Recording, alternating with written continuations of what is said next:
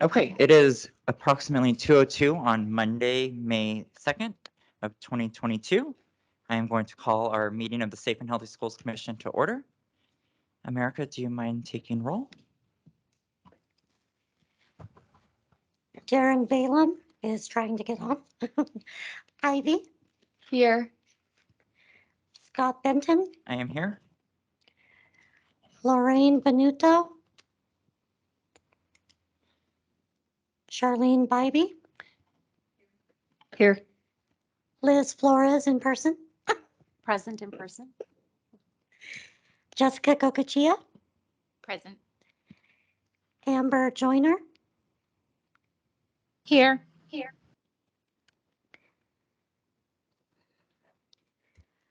Leanne Macaulay Larson,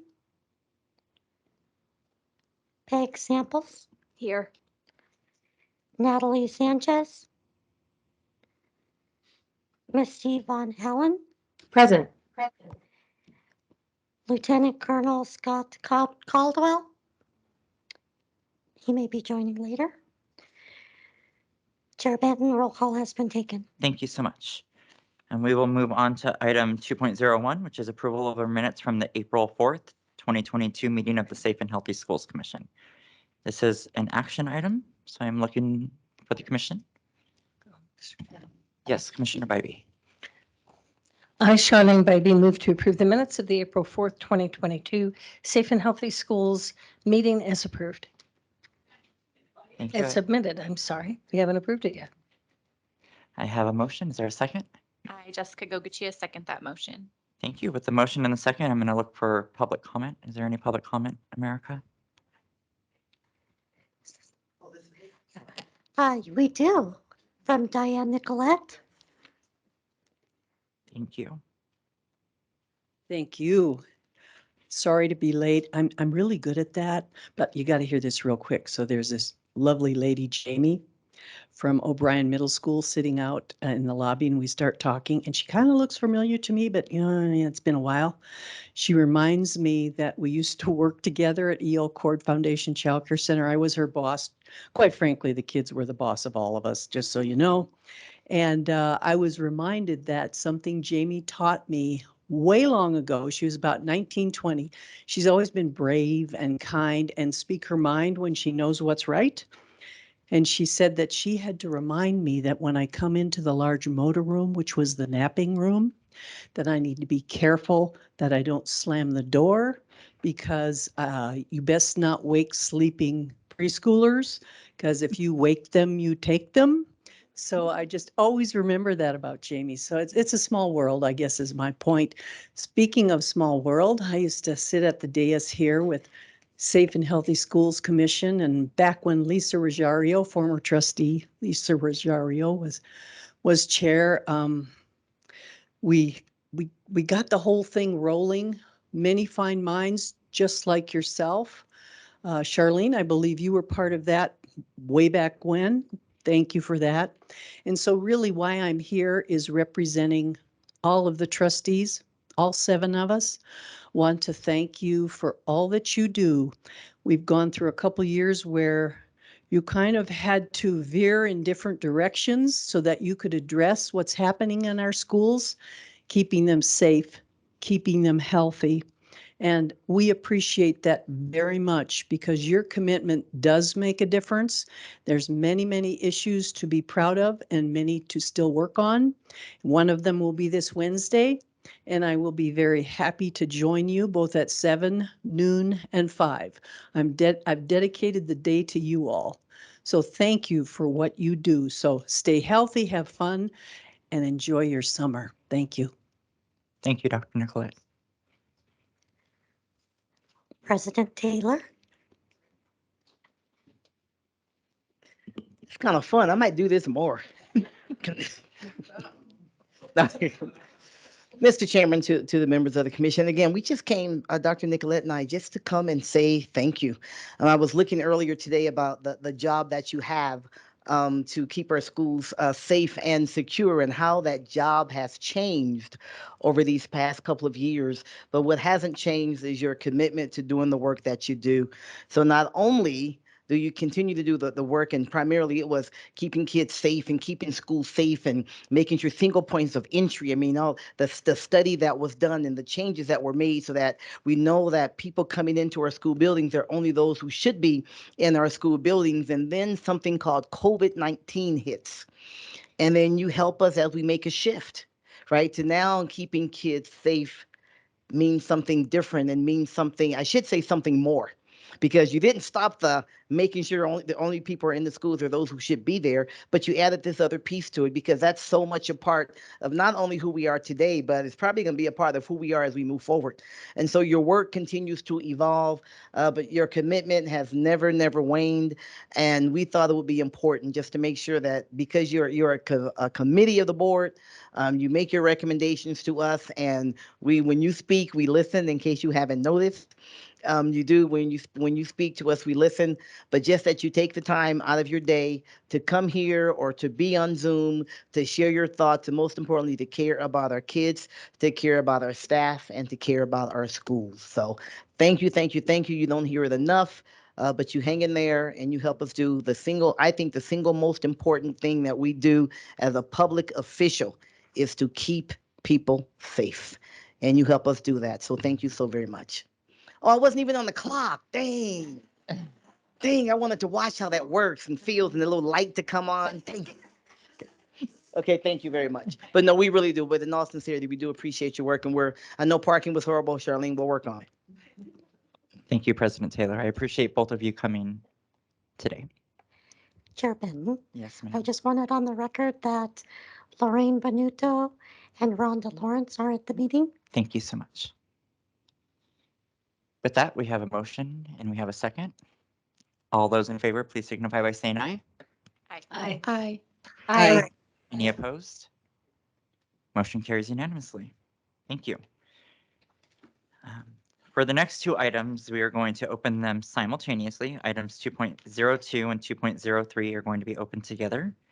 Item 2.02 is the update and discussion of the Superintendent Student Advisory Committee activities related to student physical and mental health and safety during the year 2021-2022, and also the discussion of programming and activities related to student physical and mental health and safety of the Washoe County School District Student Voice Department.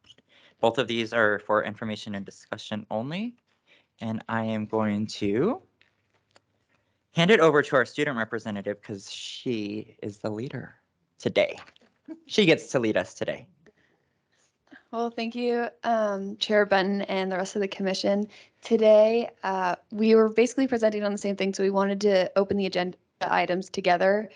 So I have Laura Davidson and our Officers of Accountability, and we are going to present on Student Voice and Student Advisory Council. Along with this commission, I also serve as Vice President of Student Advisory and Student Voice.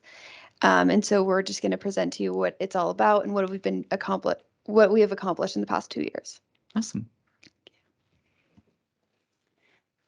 Thank you, Superintendent McNeil, Chair and members of the commission. We do have a slide deck, which I think we can open up here, but for the record, Laura Davidson, Director of Research and Evaluation. I'm joined here by Joe Ernst, our Chief Accountability Officer, and it is our pleasure to speak on behalf of our small but mighty Student Voice team in the Office of Accountability. It's one of the areas that we believe very passionately in and have worked really hard for the past decade to grow student voice throughout our district. So it's really a pleasure today to come and talk about some of the areas of success that we've had in the past decade that we've been working on it, and then some of the areas that we're working on in the future. So we hope that it's all very exciting to you as well. And there's nothing more fun in life than presenting with Ivy, who's one of my favorite students to ever work with and on. And as we go through the slide deck, you're going to see several pictures of Ivy because she's been such an incredible student voice champion and with us for several years. So we don't want to ever let go of Ivy, but it's a real pleasure to present with her today. So again, we have a very small but mighty department. Actually, as of just a few years ago, we didn't have a dedicated person, but we now have one student voice coordinator, Michelle Hammond, who unfortunately wasn't able to make it today. And then we doubled our department to 2 this year with the help of some ESSER funding, which allowed us to hire Jarrett Johnson, who's our newest student voice facilitator as of just a month and a half ago. So we're really excited to now have some dedicated people for student voice that have really helped drive the initiative forward. So we do a lot in student voice, but it really centers around these 4 areas: policy and district level practices, eliciting student voice for district and school improvement, professional learning, and then raising awareness through student voice showcases and events. So I'll be talking about each of these areas as we go through, and keying in for Ivy to share her experience of some of these practices with us as well.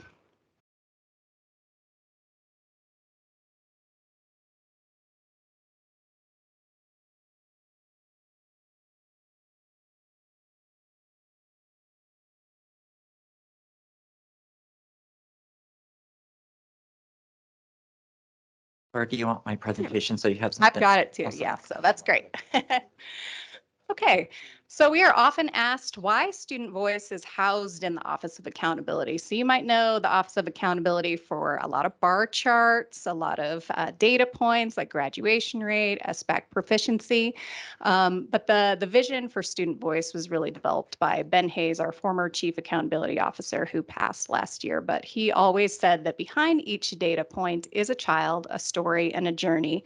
And we have the obligation to support that journey as thoughtfully and carefully as we can. So the best way to understand the data patterns that we produce in our department is to ask students. And students are the very best data points that we have at our fingertips, and they're often underutilized. We often don't create places for students to share their feedback. So if we're struggling with chronic absenteeism, the best and smartest way to figure out why is to go ask students about what the barriers are to attendance, and they'll come up with 10 different out-of-the-box solutions adults could never think of for solving that issue. And all they really need is a forum, a safe place to share those ideas, and a couple of adult champions to really make sure that their voices are heard and that their ideas are carried out. So we really believe that students are the best data points that we have, and we really try to do everything that we can in student voice to elevate their importance at every level of our educational decision making. So I'll start with some of our policy and district level practices. I think what's really exciting in Washoe County School District and unique to us is that we do have 2 student voice policies that are board policies. So those really emphasize the importance of student voice in our decision making, and they outline some of the key components of student voice in our district. So if you want to look them up, that's 5310, and that one really encourages student voice throughout our district. And then policy 5350, which outlines some of the work of the Student Advisory Council that Ivy's going to talk about in a moment. And that is unique to Washoe, especially because the policy language was written in collaboration with students. And when we make edits, the students are the ones who give those edits to ensure that they're best practices coming from students themselves. So they really have advocated for those policies and made sure that they're driving a lot of the work that we do. So if you want to move to the next slide, I think it's really important that we talk a little bit about what the definition of student voice is. It's one of those hot topics in education right now, and it was really important for us 10 years ago with WestEd, which was one of our collaborators for this work, to solidify a definition for student voice and for Washoe County School District specifically. So in Washoe, we use this one, which is that student voice is the practice of educators intentionally, purposefully, points for improvement purposes. So there are a couple components of that definition that I think we should key in on. One is that student voice is not done haphazardly. So we never want to put students in a position where they're giving their feedback and then we don't act upon that feedback, because you can actually do more harm than good if you dismiss their ideas out of hand. And then the other is that it's focused on improvement purposes. So we have a million challenges in education, and we really need students to collaborate with us on those ideas. So when we're talking about what we want to do with student voice, we're making sure that they're also solving issues that we as adults are facing every day. I think one of the best examples of that kind of work and that really intentional way that we approach student voice in our district is some of our virtual town halls that we did last year. So normally every year we put on a big student voice conference with about 400 students in person. We'll talk a little bit more about that in a moment, but because of COVID, we weren't able to do that, but we partnered with Student Advisory Council to host 3 virtual town halls last year with students, and students came up with the 3 topics they wanted to address. So the first was student successes and challenges with distance learning, students' perceptions of equity and inclusion in schools, and then student social and emotional well-being. So very important topics, particularly in the era of COVID. So we worked with our Student Advisory Council to come up with the facilitation guide for that. And what we wanted out of those 2-hour sessions was to really hear from students, and students facilitated all the sessions because sometimes students are much more willing to talk to other students about these issues. And then we wanted to make sure that action came from it. So after each of these 2-hour town halls, we put together a summary using the recordings that came from the sessions and all the chats that students put in the chat box. Tips that we learned from students. And then students presented those tips to key departments and other key areas. So like our distance learning director held a listening session about those tips that students had and really listened to it intentionally and made some changes about the practices of distance learning.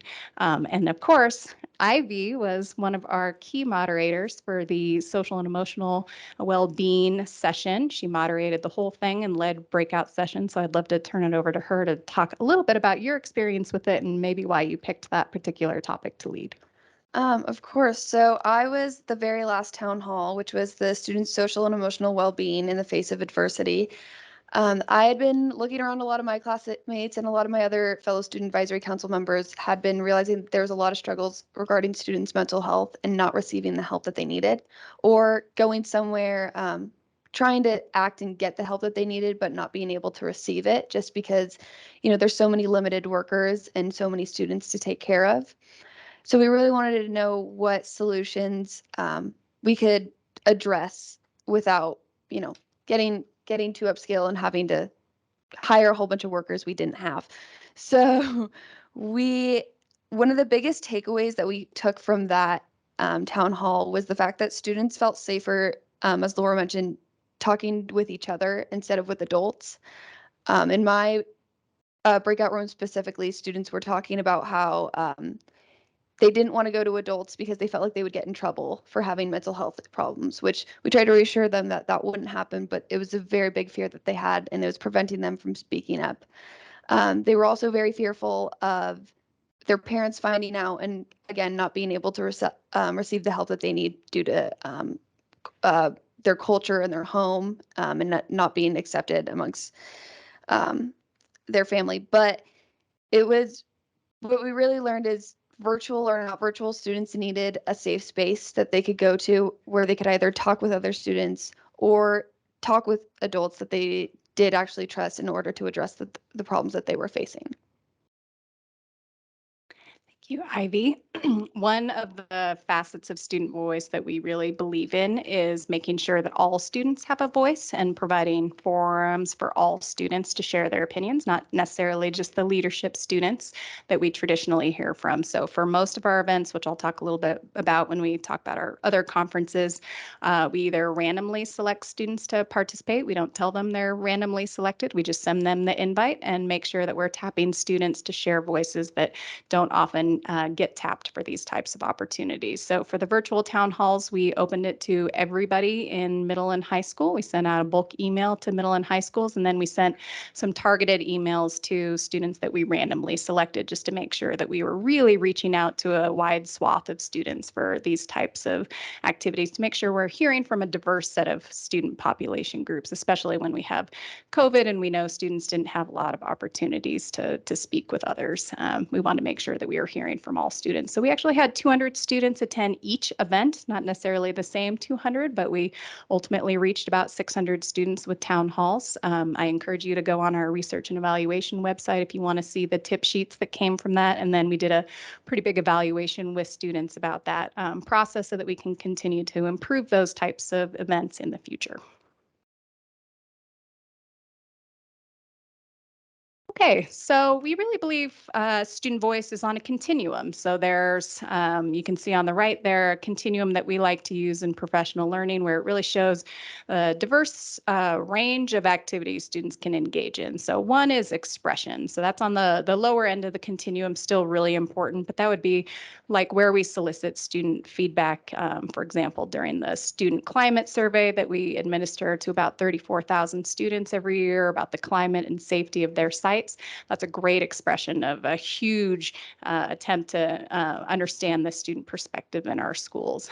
And then on the higher range, we like to see like the town halls are a nice example of leadership opportunities where students are really held accountable for the ideas and implementation of their ideas in partnership with adults. So with student voice, we really believe that the best way to do it is to partner with adults, not to have students do it on their own, but really create champions to make sure that students are sharing their voice in ways that will be listened to and that they're really empowered with the same information that adults have. So we believe in those partnership opportunities. Okay, so now I want to talk a little bit about our Student Advisory Council, which is actually a council to the superintendent. And the purpose of that group is to really help inform the superintendent's decision-making as well as other departments. So we have 2 students from every high school that are nominated by principals, but we also accept any student who wants to participate. They just have to fill out an application. So we have students who are maybe not your traditional leaders on Student Advisory Council, as well as students who are typically on leadership at their sites. And I think that partnership is really helpful too. It makes sure that the students who are part of student leadership are hearing from students that are kind of outside maybe their normal range of peer groups. So we really believe that the Student Advisory Council is a great place for other student voice opportunities. We're often pulling from this group for additional opportunities. Like Ivy, I don't know if you want to talk a little bit about the superintendent search process and some of the activities that you did through that. Yes, so I've been selected for an array of different activities, including this one, because I was on the Student Advisory Council. But yes, the superintendent search, because I had done so much with the district and I had all the insight of being able to work with the district for so many years, I was chosen by the Bryan group to participate on that superintendent search. And everything that I've been able to participate with this council or outside of this council has really led to another thing. So I participated with that superintendent search, but I got to meet our new superintendent and already establish a connection with her. And through that, it's a very great way to through that committee specifically, I also got to talk with each candidate about their feelings around student voice and how they would incorporate it into their daily routines as superintendent. And it was very easy to see, which ones would do that and which ones wouldn't, which really helped. But yeah, so it definitely leads to many amazing opportunities. So some other things that Student Advisory Council accomplished this year, they helped advise the changes to the student voice policies. They presented to high school principals and area superintendents about their goal to have student advisory councils at each high school. They're represented on many different committees. Anytime that we need a student for another commission or a large committee, that we usually pull from Student Advisory Council. And then they also have some committees that they've set up around mental health and equity and other topics that they really care about. And they deep dive on those projects and usually come up with something that they want as a group to accomplish by the end of the year. So this year they put together some tip sheets for mental health that were really helpful. And so it's a real powerhouse of a committee. So if you ever just need a moment of passion, it's a great group to go to because you'll be really inspired because many of them are like Ivy, and it's incredibly inspirational to see what students do when you just give them a forum to be empowered and speak their voices. Okay, so this is a really exciting area for us right now. Thanks to some ESSER funding, our pandemic relief funding, we are able to support a couple new areas in the district and school improvement process. One is that we are able to fund 2 student voice advocates embedded in schools to really carry forth embedded school level student voice projects. So that was at Trainer Middle School and Sparks High School. And those 2 staff members are incredible. They've built student advisory councils at their site who sit on the school performance planning team. They also, at one of the schools, did a big project around chronic absenteeism where they interviewed other students and put out a survey about some of the barriers to attendance that was ultimately presented to the multi-tiered systems of support team at the site. At one of the sites, they revamped the in-school suspension process using student voice and created lots more opportunities for social and emotional learning to happen during the in-school suspension process. So the projects that can occur at a site level when you have an embedded person are just really incredible to watch. And we've been supporting their professional learning along the way. And then the other one that's really excited, and we just started, I mentioned before that we were able to hire a second student voice facilitator, Jarrett Johnson. And this one's an exciting project for us. We're going to be doing some pandemic recovery hackathons, we're calling them, where we work with schools to show students data, whether it be climate data, behavior data, academic data, and we get students together for a really intensive brainstorming session with adults to look at that data and come up with a couple projects that they think they can implement to change that data for the better. And then after that hackathon, we are paying staff at the sites to support those projects for students to make sure that there's a champion at the site to really carry them to fruition. So that's been a really incredible project. We recently, if you want to move to the next slide, we have some pictures at our pilot at Galena, where we had these incredible students come together. And after a big hackathon around some of their student climate data, they ultimately decided that they wanted to present 2 ideas to the leadership team there, which was to revamp the 7th period and then make some changes to some of the grading practices at the site. So big level changes, and we're really excited to see that project moving forward. I think because student voice is housed in accountability, we have a really data rich focus when we do student voice.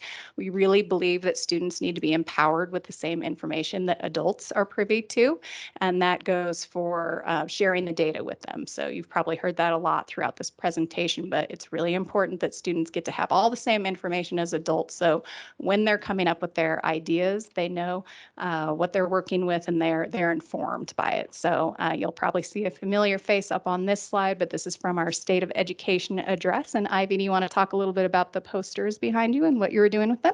Yes, so those were the climate survey data spreadsheets. I loved data, as Laura knows. And so we got to look at the different, how student voice was incorporated, how students felt engaged during school, how students, their relationships with teachers, right? And how many fights they got into. It really did a deep dive into like everything. And it was all the data that it was based on all the surveys that we had taken earlier this school year. So it was really cool as a person who had taken that survey to see the data all spread out and realize that maybe people put a lot of different answers than I did. But it was a very fascinating experience to see. And so do you want me to explain some of the data on there? Or do you want me to? Up to you, but yeah, basically we were just showing in those reports the differences by special population groups. So you might see, if you could zoom in, that high schoolers report lower climate than younger students, that there are some big racial differences in how students report climate. And so I think it's really important that students get to see that data and can understand that their experience when they take that survey might be different than other students. So particularly Student Advisory Council, they are representatives of their larger school. So it's important for them to know the experiences of all students at their site. So sharing the data is one way that we do that with students. And then just to add a little bit in terms of that data, one of the areas that we're really looking at is our overall student engagement. Even prior to the pandemic, our student engagement is really around 50% as we measure it in the climate survey.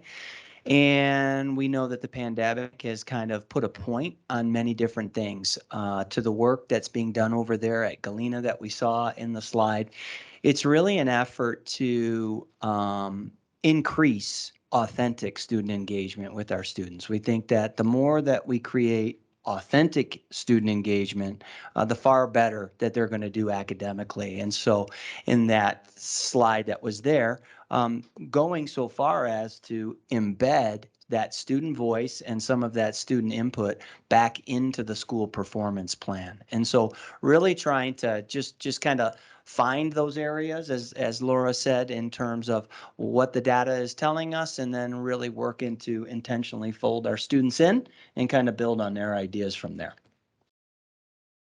Or if you, I might, how often are the student climate surveys conducted? They're conducted every fall, usually between October and December, and then we try to return those results to schools as quickly as possible. So they usually get them in January so they can do mid-course corrections, hopefully with students by their side. Yes, Commissioner Bybee. I have a quick question. So on the data in that chart there, is that just Galena High School or is it overall by grade level? So you couldn't look at Galena compared to Hug High School. It's overall, or did you break it down also so each of the schools and each of the levels, elementary, middle, and high school could see where they Great were? question. So this here was the entire district, and we did break it down by 5th grade, 6th grade, 7th grade, so by population group. But then when we do these specific school-centered projects, like at Galena, we actually have, so all our student climate data is publicly available. So we actually teach students how to get on the open website and pull down their school's climate survey results, as well as the staff survey results, which I think it's always really important to show students how staff are feeling at their site, as well as families. So that's something that is part of our embedded schoolwork. We make sure students know how to access the information or ask for what they need. Thank you. Okay, I think we can go to the next slide here. So as anyone who's been working in student voice for a long time, you know that the students are often the easy part of student voice. And sometimes the harder part is making sure that adults listen and know how to listen and know how to engage with students and guide some of their ideas into something that can come to fruition. So we do quite a lot of professional learning. On the next slide, we just have a picture of some of the work that we've done where this was from a session that we did with around, I think, 200 educators, teaching them how to use student voice in their classroom activities to increase student engagement. So again, student voice is one of those just incredible student engagement strategies that the more classroom teachers and principals use, then students really feel much more engaged in their education when they get to have a voice in it. And if you want to move to the next slide. One of the areas, and this is the last area I'll talk about today, is that we probably get the most press around are some of our student voice showcases and events. So as I mentioned before, we typically do an annual student conference, student voice conference, where we invite 400 students and adults, and students design really the majority of it. They pick all the session topics. We pair them with adults throughout the district who can help inform those session topics, but students really design the sessions for other students. So again, students really listen to other students in ways that they don't always listen to adults in the same way. So, but we really work with coaching them about how to present and what types of data to bring to bear to the conversations. But students have presented on all kinds of topics for the past 7-8 years since we've been doing these. Data is a big feature of every session. And then students have done topics ranging from dress code policy and how it impacts students differentially, particularly around gender and race. And actually, as a result of that session, the district made changes to the dress code policy in response to some of the student feedback and data that we brought to bear. But they brought up all kinds of topics around improving social emotional learning and why we see gender differences in social and emotional competencies on the climate survey, equity, inclusion, and building more art into education. So students really have their ideas, and then our job as champions is to ensure that they are paired with someone who can help guide those sessions. One important facet of that, again, is that we randomly select students to attend. And at the end of the day, there's a big brainstorming session with the adults from their school. So we randomly select 8 to 10 students from every school to attend. We transport them there. We get 2 chaperones from the school, and then we engage them in about an hour of brainstorming at the end of the day after they've seen all these topics. And the students work with their adult champions to come up with a couple of things that are sticking in their mind from the sessions they saw and things that they want to do once they get back to their site. So we identify, again, those adult champions to help carry the work forward. You want to move to the next slide. So again, this is probably the topic that gets written up most frequently are these showcases. But I think what's really important about doing those showcases is that sometimes it's hard for us as adults to know what students are capable of. And so when we do these showcases and events, it's a great opportunity for adults to really see students in action, talking intelligently about data and making that really understandable for all audiences. So this is an article the Reno Gazette-Journal did about some of the student voice integration that we had around the superintendent search, some other pictures from our State of Education address with students talking about the results from those town hall events. So I think those showcases are really important to make sure that adults get to see students in action. If you want to move to the next slide. So one other feature of having student voice built into the Office of Accountability, which is just filled with nerds, is that we want to make sure that we're collecting information about and data about our work. And so we have a dedicated program evaluator who supports the evaluation of student voice and puts together research every year about how we're doing, how it's impacting students, how we can improve. We really believe in that continuous improvement cycle.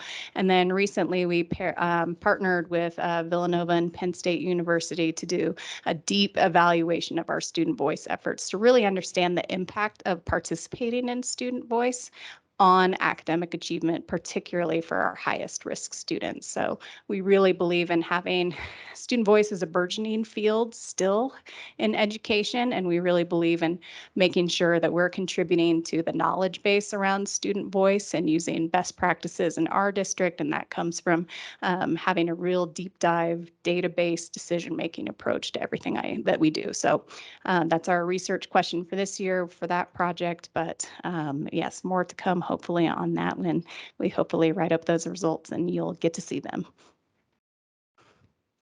With that, I'm happy to take any questions about our student voice work, but I just want to take a moment to really thank you for giving us a forum to share our work and some of the projects that we're really excited about. But it's an exciting field. I hope you can tell I'm really passionate about it and just happy to take any questions if there are any.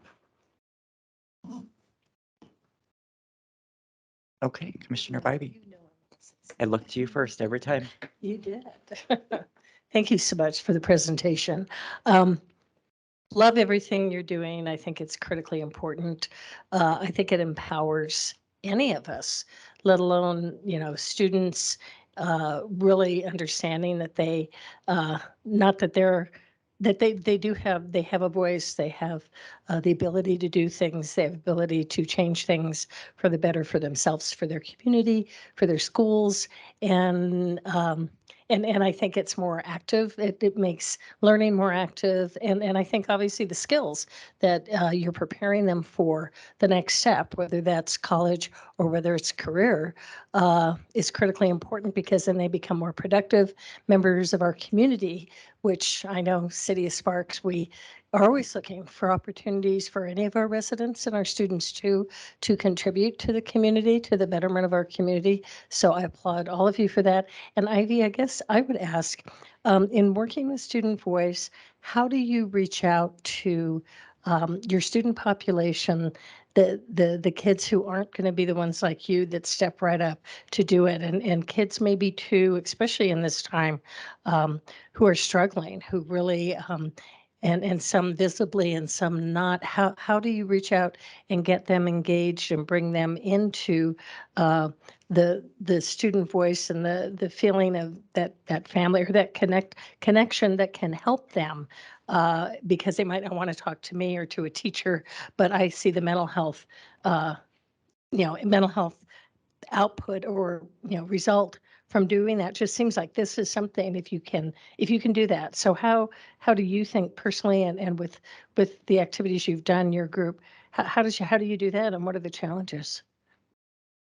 So sorry, can I ask a clarifying question? Are you asking about how we incorporate, get specific student populations, and how? Okay. So reaching out, especially to those who aren't usually the ones to speak up, and sometimes to the kids could be struggling, that are very apprehensive to get involved. How do you bring them into being active or outreach to them to help them as well? So that has actually been one of our main struggles, I will say, and one of our biggest challenges in student voice. So what we tried to do, and we were saying it for months, and then finally when the board policy came up for us to renew and revise and talk about it amongst our peers, we established that we wanted every principal to select two members from each school to be on the council, because we were actually struggling with just getting two students from each person, because like you said, it's really hard to provide outreach to those students who have a voice but may not be willing to participate. And we definitely were very big on having representation from every single group in every single school. So that was our main solution, was having the principals select two students from every single school. And by the next meeting, we had like 20 people there. So it was one of our biggest meetings in the first few years. But in terms of trying to pull information out of them, when you come into a meeting, you'll see that it's a very like vulnerable space. And since we are students and we are around the same age, we can kind of talk to each other. Also, since we're in the same district and we have a lot of the same rules and regulations, and we kind of know how the system works and we're all experiencing similar things, it's very easy to connect with one another. And so it'll become a space as soon as somebody starts talking about their struggles and what they're trying to go through and how they believe it could be solved, someone else will start to open up and you'll just see a chain reaction. And at times we'll get a little bit off topic of the agenda item, but it's always valuable information to have. Any questions or comments from the commissioners online?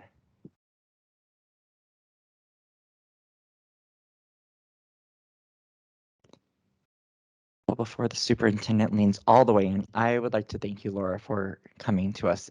I think we all sit on this commission because we have one dedicated passion, and it's our students. So I want you to know that this is a safe place for you to come and present some data, and we will nerd out with you.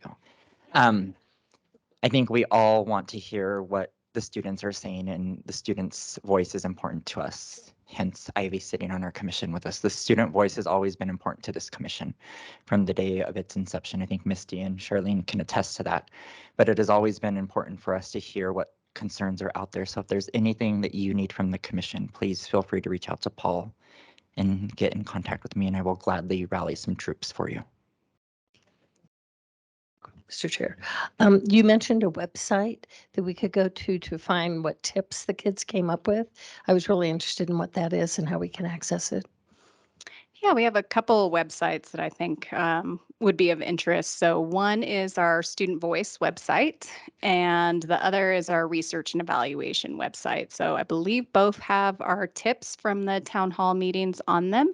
And then if you've never looked at WCSDdata.net, that's also a website that we put out around lots of data topics, smarter balance, graduation rates. But we also feature every session that we do at the Student Voice Conference and any materials that students put together for their sessions on that site. Again, we really believe in contributing to the field, and that's publicly available. So if you ever want to see recordings or videos from those sessions to see what student voice looks like in action, that's a great one to go to as well.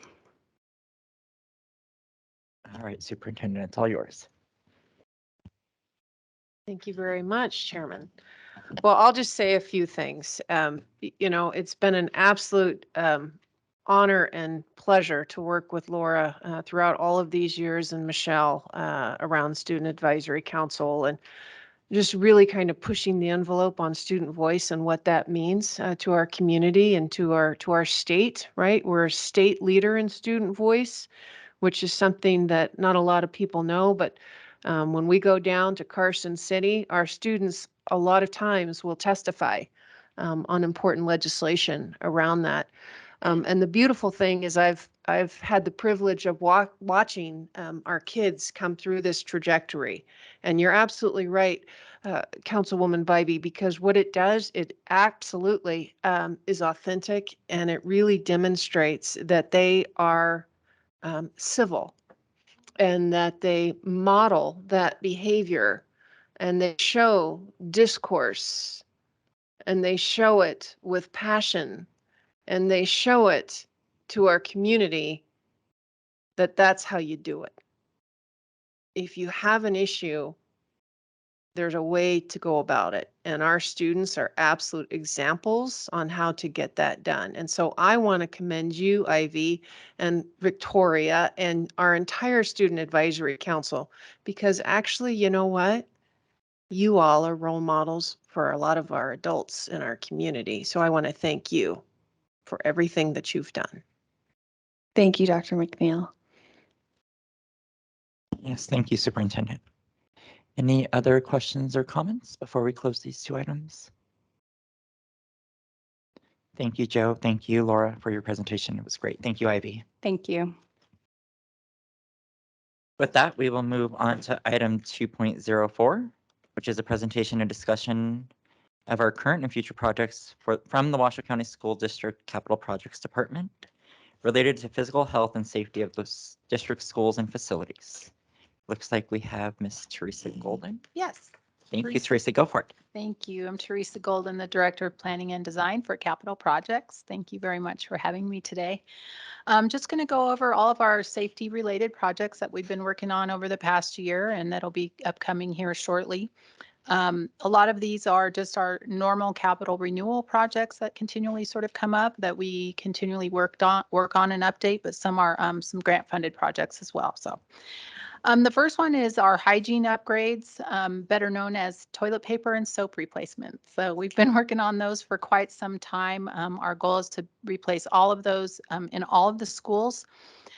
We have completed almost all the schools except for about a dozen, and so we'll be completing those in the fall. Those will go out to bid. And to date, we've spent about $961,000 on that investment. The next one is our single point entry projects. So this is a project that we basically are revisiting. All of our elementary and middle schools currently have single point entries, but we are now going back to our oldest ones and upgrading those to our current standards for our single points. So that is specifically what that project is. We started out designing these first 12, and unfortunately, when we opened bids this year, they were exceptionally high. And so it was decided ultimately that we would put those on hold and try to rebid those and revisit those projects in the fall, probably late fall. However, we have, so sorry to back up, the estimate on that project was $1 million and it came in at 1.8 million. So, but we do continue on or we have decided to continue to design the rest of those over the next few years to upgrade those school sites. Theresa, can I ask a clarifying? Yes, sure. Is it 1.8 per school or for all 12 schools? All 12. Thank you. Sure. Then we have an emergency radio upgrade project that we've been working on. This was a project that came directly to us from the police department. And that is to install what we call an emergency radio or amplifiers in these schools so that for emergency communication purposes, they can communicate with emergency services when they need to. And some of the schools, those systems are really old or they're not functioning well. So we're upgrading some of those and then we're installing new systems at some of those schools as well. To date, we've spent about $805,000 on that project. We just bid 5 of those and then we have 5 more upcoming this next year. Then we have our boiler chiller safety upgrades, and those really are installing disconnects in our boiler rooms that have gas-fired equipment. This is not really a code-related item, but it is a safety item that we feel is very important to do. We are looking at doing all sites that is necessary that have the gas equipment in those rooms. 60 sites total. We have completed 29, and so far our estimate for that work is $1 million. We have 31 currently bidding, and they will be completed next year. Our building emergency sign project has been going on for some time, and those basically are exterior signs that are illuminated, again, that police has asked us to install. Again, for emergency personnel, if there is an emergency, it makes it easier to direct those emergency personnel to the specific door or entry door that the emergency is taking place. So we've been trying to get those done. All elementary schools have been completed thus far, and our next schools we're going to be concentrating on are the middle schools and the high schools in the next 2 years. And to date, we've spent about $225,000 on those projects. The next one is our audio enhancement project.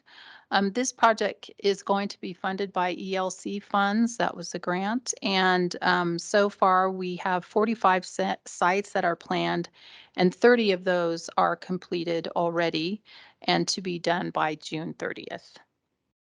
Our emergency eye wash project.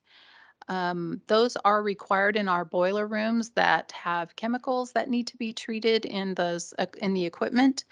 And so we have been working on getting those completed. We have 8 complete for our bidding, and 12 more are planned. And we've spent about $132,000 on that project thus far. Our hydration stations, basically we are replacing existing drinking fountains with no-touch hydration stations.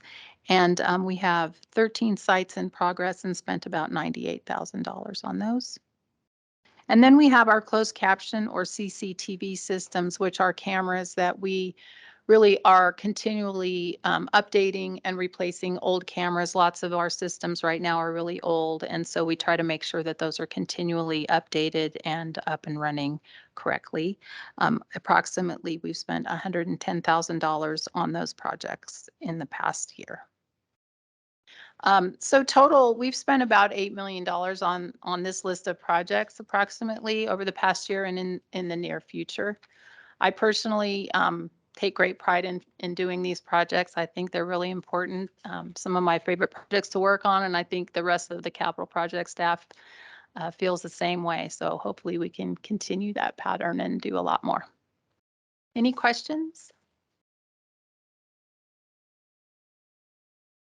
Well, I look to you because some of these were some important things that happened before the pandemic that we were also passionate about, like the building numbering, Yeah. the single point of entry. And I think Commissioner Bybee, our vice chair, were very monumental in some of those decisions. So I look to you because I will express some deep gratitude for what you guys do. I know that our commission had to take a pivotal turn when the pandemic happened, and we did shift from building emergency safety to some mental health stuff. And I often questioned, are these projects still going on? So I appreciate you laying them out that they are still going on. Yeah. And we've seen Adam before us many times to remind us that things are happening, but putting it into perspective that $8 million are being spent on safety related building safety things is important for us to hear. So I appreciate that, Theresa. Absolutely.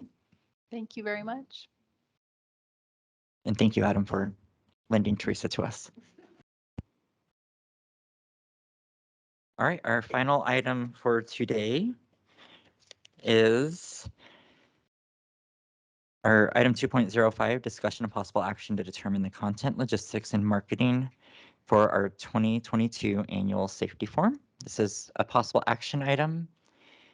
I'm going to bring up Miss Megan Downs. Thank you, Megan. Thank you. Thank you for all the work that you've done behind the scenes. Thank you for the work that you will do in the next 2 days, you and your team. I think it's important that we have landed in a good spot. I think sitting here today, we have everything that we need, and a lot of that is because of you. Great. And I Thank think you. I appreciate that. I appreciate you. Thanks so much, Scott. Yeah, I mean, I'm just here to say I think we're in a great position. We have everything clearly outlined. We've got the communication out to our community at least twice now via our direct connected system. And then it's been on our website, social media. I did send the information to commissioners today. So if you want to send to your networks, please feel free to do so. You know, feel free to share our social media messages, anything you'd like. So as a refresher to the group, we have those 3 sessions starting bright and early at 7 a.m.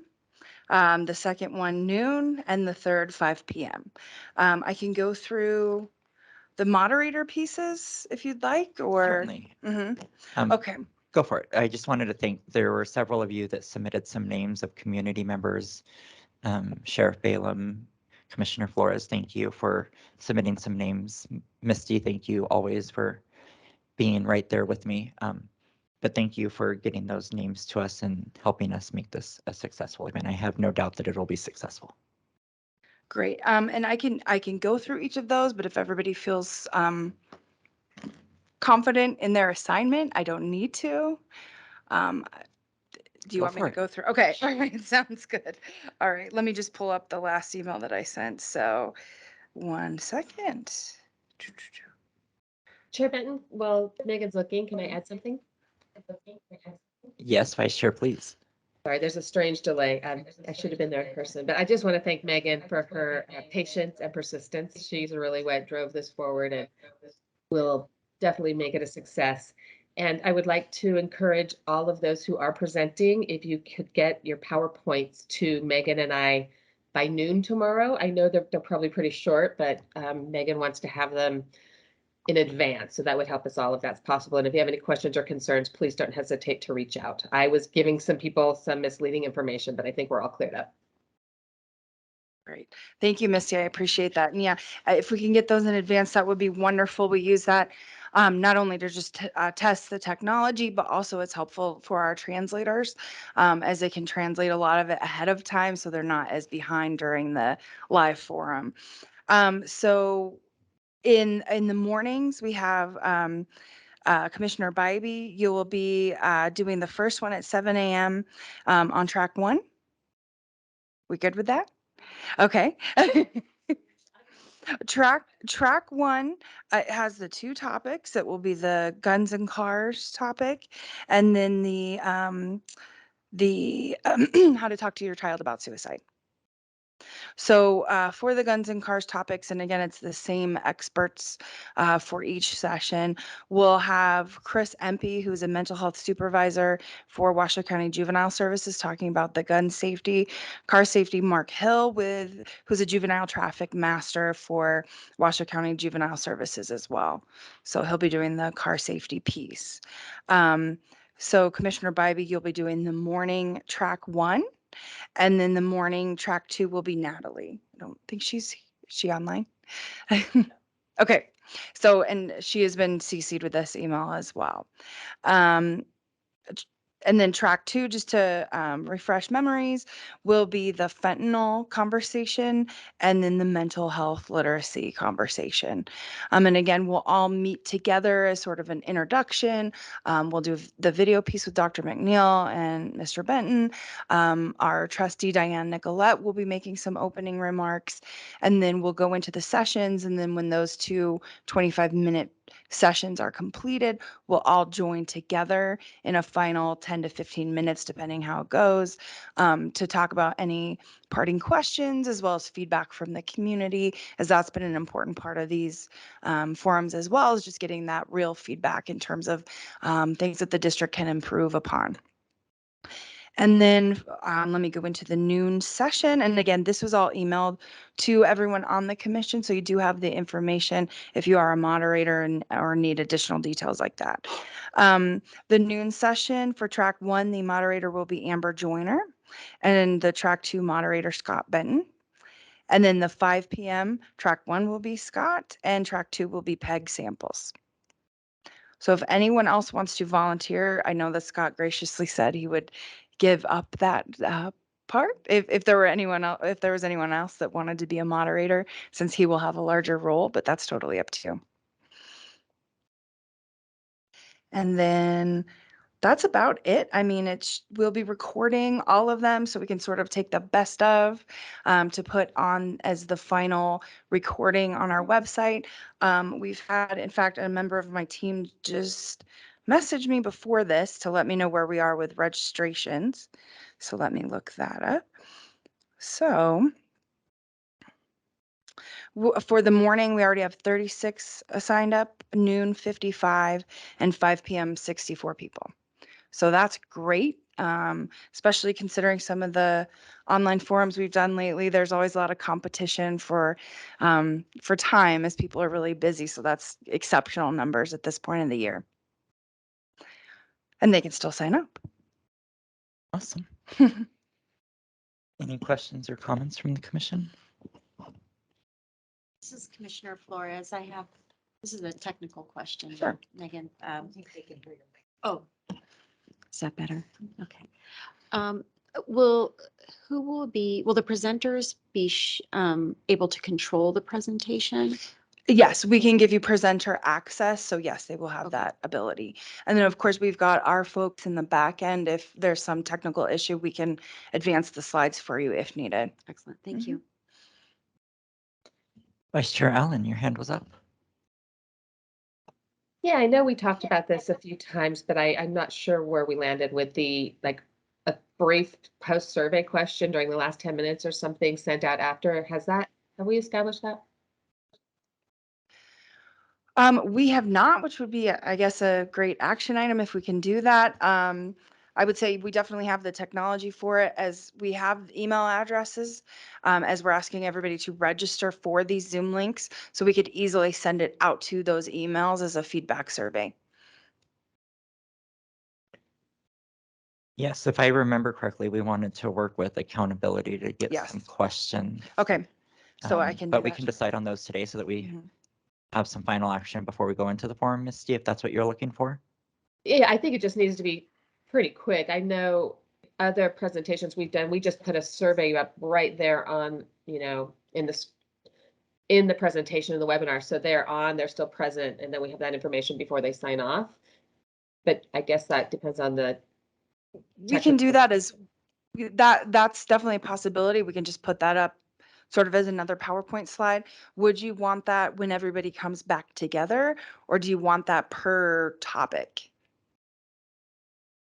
Does that make sense? Yes, Yeah, I sure. would be more inclined to say that we wanted it for the overall forum, Okay. not individual topics. And we can ask, I think our goal was, they like it virtual or would they rather have it in person? And then if it was valuable, those were the two things that I wrote down from our last meeting. We wanted it brief and scaled to the forum as a whole. And then And the then other maybe giving topics them options, for future. right, to give them options if they could suggest topics. Great. We can do that. And Misty and Scott, I can work with you to finalize the final look and feel, but I'll create something with those 3 questions. Thank I you, would be Megan. inclined to look at the commission to make sure that they are in support of that. If I were to make that a motion, I will do so now. That we make a motion that the survey be brief and scaled, and with the questions of being virtual versus in person. Was it valuable? And then also a suggestion for future topics. Was that your motion? That was my attempt at a motion. I second that motion. Thank you. Okay. Any public comment? There is no public comment. Thank you. I've made a motion. We have a second. All those in favor, please signify by saying aye. Aye. Aye. Any opposed? Thank you. We work together with. Great, yeah. And I was just going to add, just so we have it on the record as well, or if you're speaking with your constituents, this will be available in Spanish as well. We do have those translators available, and the Zoom has the technology for that. We're just asked that anybody who needs that, they will be contacted. Actually, today, people are going to get an email if they've signed up asking if they need translation services. But if they can just indicate that when they respond, that would be wonderful. Yep. Do you need anything else from us? I think that's it. Misty, anything else? Okay. Commissioners, anything else? I think we are on a great path for success on Wednesday. I'm excited. Great. And please feel free to email me any of the commissioners if you have technology questions or if you're having trouble accessing the Zoom. I would say it might be more beneficial to sign up for it now. Even if you're the moderator, that way you have the direct link in your email, nothing gets lost. I can of course provide that to you. If you're lost, you have my email and I can quickly send you the link. This is Liz Flores. For the record, I'm sorry, just thought of another question. A couple of my staff are presenting. Should they register and go on ahead of time as well, just so that they're in the room? I think for ease, that would be best. If they don't, again, they can send me the email and I can send them the direct links. Okay, Yeah. thank you. So if we're moderating and we have an issue in the middle, who do we reach out to, or how do we get that resolved in the middle of the session?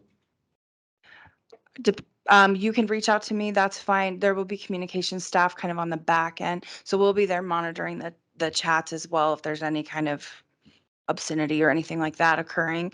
But you can feel free to email me as well. But we'll all be closely monitoring. So we're hoping that we kind of nip that in the bud before it becomes an issue, Okay, thank if you. that's what you meant. Well, kind of if, whether it was technology or whether there was, something was going on that, but if you guys are monitoring, you'll see if there's a problem. So as a moderator, we don't probably have to really even worry about that because you Right. guys will be watching. I think moderators should just, don't worry about any of the tech pieces because we'll Okay. be all behind the scenes doing that. If you are moderating, you're really just kind of monitoring the questions to see what comes in and making sure the flow of the conversation goes well. Okay, thank you. Yep. Superintendent and I will be ready for our presentations to not go up this time, because we had to fly by the seat of our pants last year at 7 a.m. That was fun. We are triple checking the video, so hopefully that won't be an issue. I'm like, where is that script that I read? I don't know where it is. I can't find it. Welcome, everyone. Here we are. And I'm turning it over to Chairman. Yep. I'm like, okay, I'm still fumbling. But I'm prepared this time. I have a binder sitting at my desk at home. We're good. All right. I think we're on a great track, so I'm excited. Thank you, Megan, for everything. Thank you all. Appreciate it. All right, with that, we are moving into our closing items. Madam Recording Secretary, has there been any public comment? There was public comment submitted via email by Joe Morabito. Thank you. I believe we received a copy of that. Thank you. With that, we have our next meeting, which is June the 6th here in the administration building. With that, I will adjourn the meeting at 3:09.